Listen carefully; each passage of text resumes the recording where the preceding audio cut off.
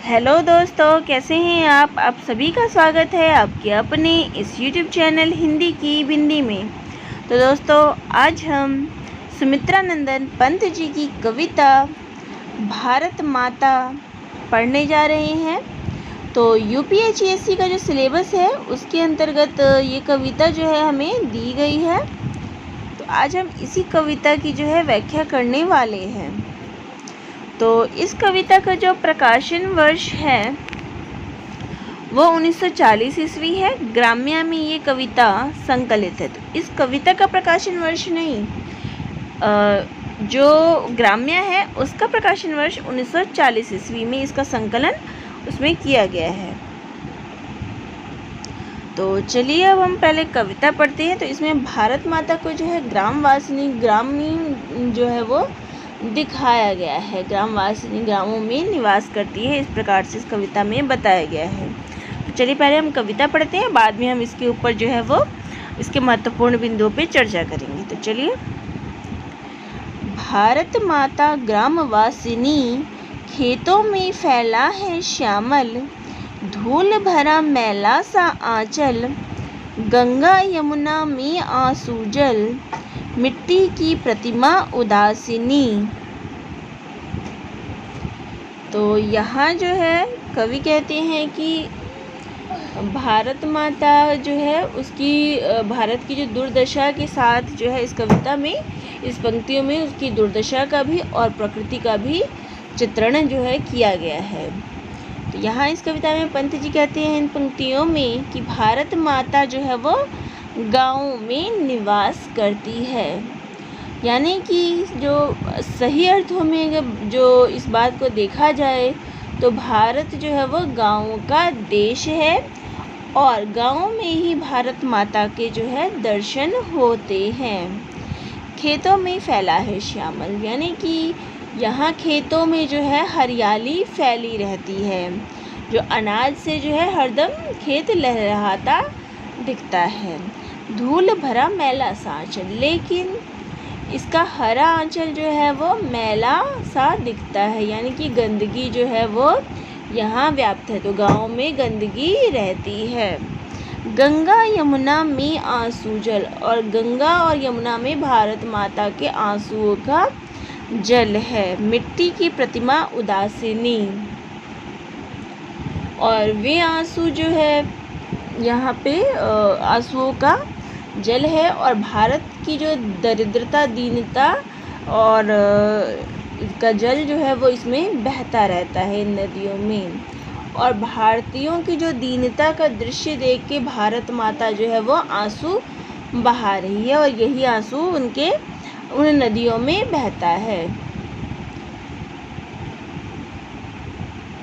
और भारत माता की जो प्रतिमा है, मूर्ति है, वो सदा ही उदास और दुखी दिखाई देती है भारत की स्थिति को देखकर। तो आगे की पंक्तियों में कहते हैं, दैन्य जड़ित अपलक नवनत चितवन, अधरों में चिर नीरव रोदन, युग युग के तम से विषण मन, वह अपने घर में प्रवासिनी।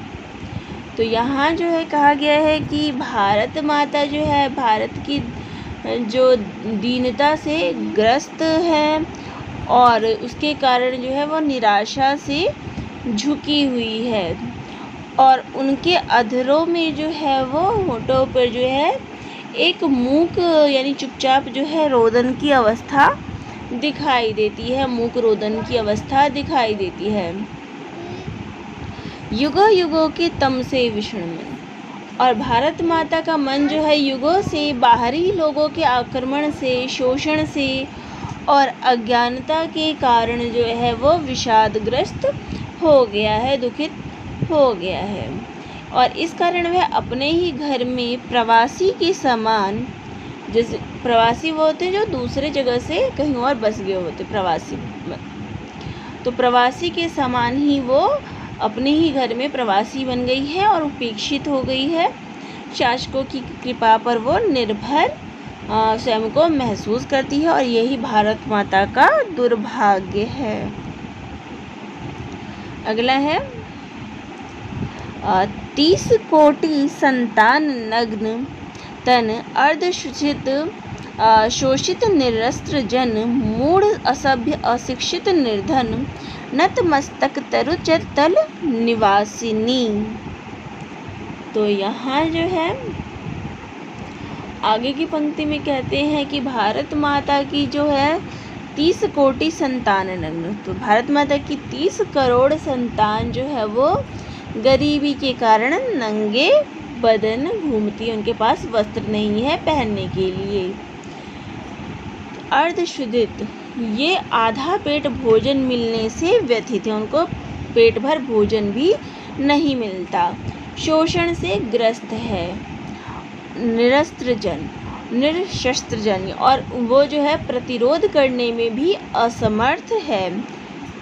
और इसके अलावा है ये अंधविश्वासों से ग्रस्त होने से, अंधविश्वासों से ये भरे हुए हैं और इसके कारण जो है वो अज्ञानी है, असभ्य है, अशिक्षित और निर्धन है और गरीब है। निर्धन यानी गरीब है। और ये जो है अत्याचारी के सामने सदा झुके हुए और दबे हुए से रहते हैं।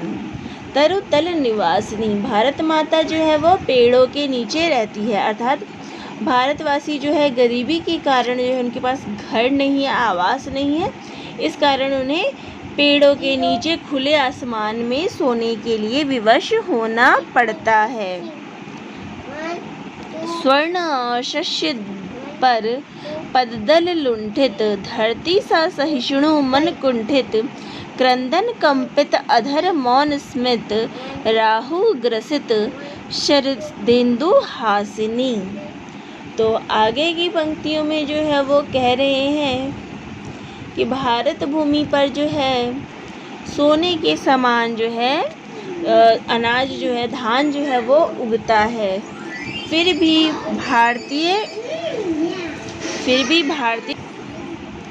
तो भारत माता जो है वो सोने के समान जो है मूल्यवान धान उस पर उगता है, फिर भी भारतीय नागरिक जो हैं, भारतीय के जो कृषि लोग हैं, कृषक लोग हैं, उनको अत्याचारी शोषकों के सामने लौटना पड़ता है, उनके आगे घुटने टेकने पड़ते हैं, उनका गुलाम बनना पड़ता है।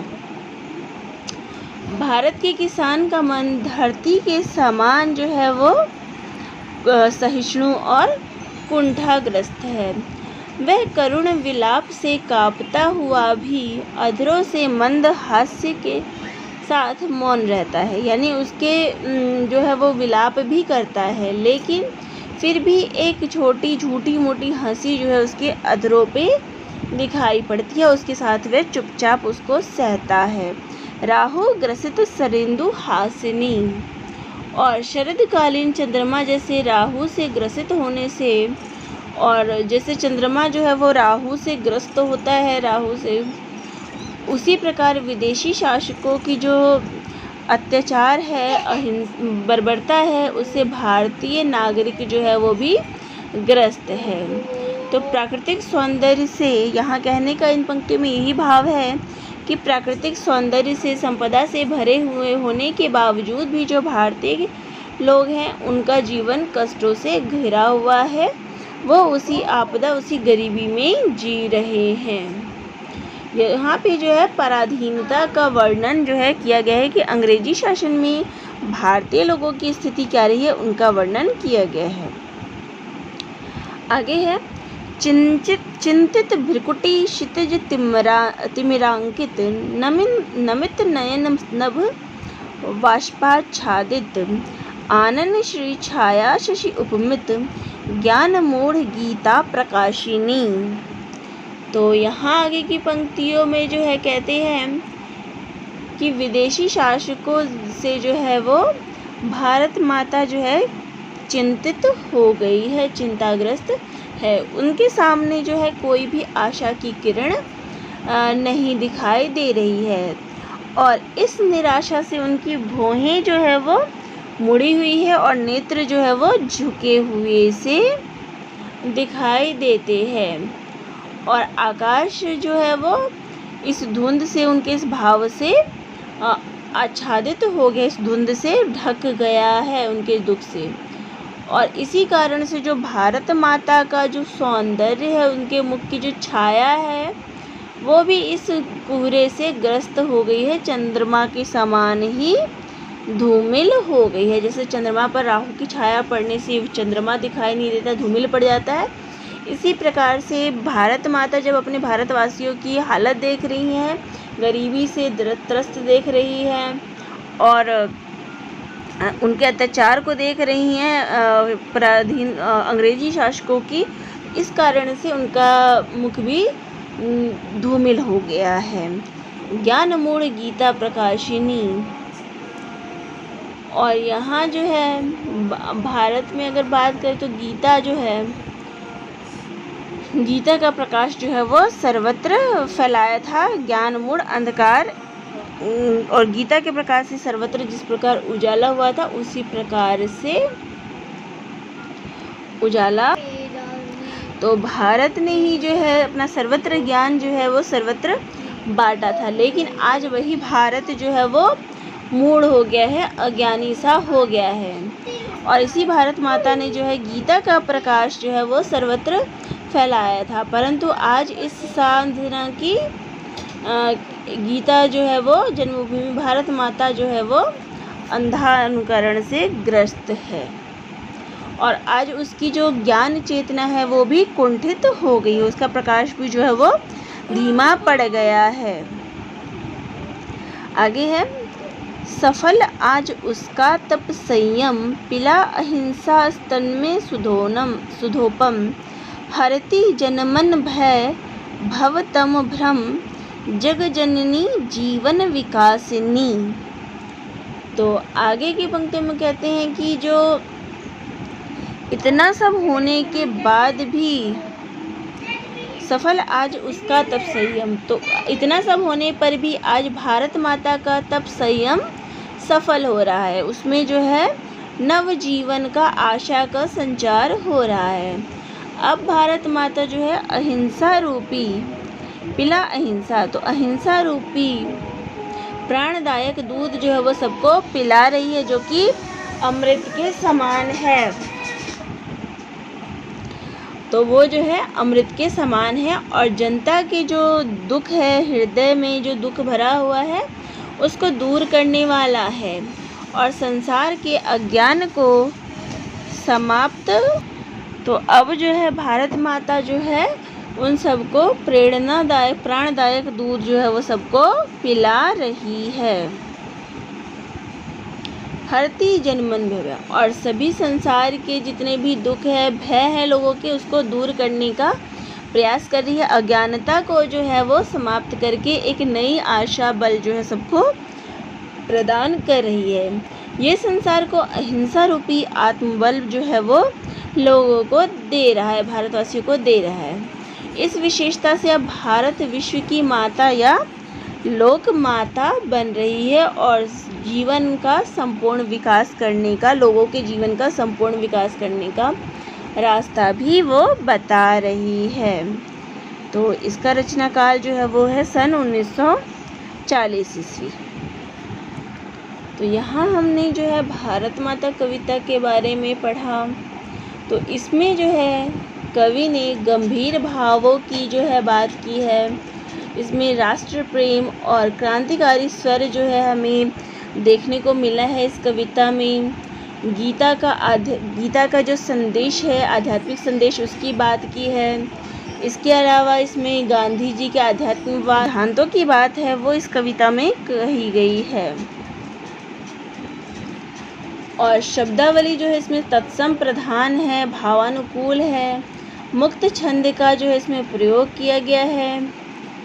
तो इस प्रकार से इस कविता में भारत माता के ऊपर दिखाई गई उनको ग्रामवासिनी, भारतीय ग्राम्य जीवन में जो पराधीन लोग किस प्रकार से उन्होंने पराधीनता को झेला था, उसका वर्णन किया है। जो ग्रामीण लोगों की जो स्थिति थी, उसका वर्णन इस कविता में किया गया है। तो आप सभी को ये कविता कैसी लगी कमेंट बॉक्स में ज़रूर बताइएगा। चैनल पे नए हैं तो चैनल को ज़रूर सब्सक्राइब करिएगा। तो दोस्तों आप सभी का बहुत बहुत धन्यवाद।